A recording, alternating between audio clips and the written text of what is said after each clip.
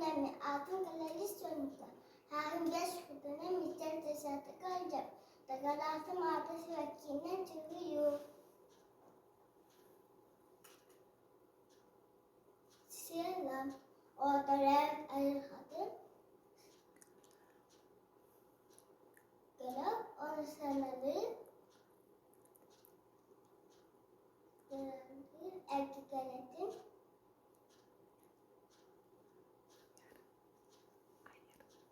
Ayarcı olur. Hayırlarıyla tuhanır.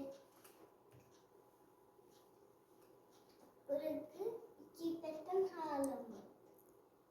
Hapis yakinen tanasların gerçekten patahları diğerlerden gerçekten. Sınak şarkı ertuğrul kudanı gören halarlar. Kihiler minakları kaçınaları buketleri olan babutları. Hayır mamam kıta ayurga hanuga sürekli hamıyabı.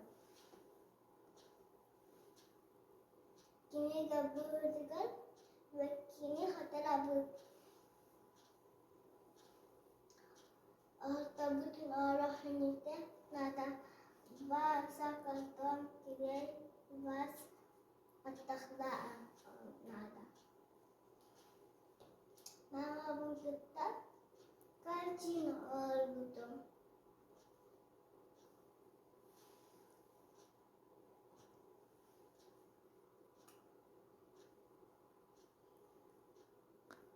Hapis vaktiyle tık mutlularını dedikler. Sadece çıka genellikler.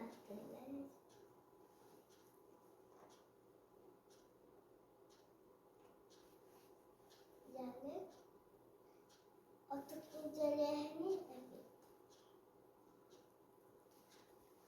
Min içindeki hüvilerdir.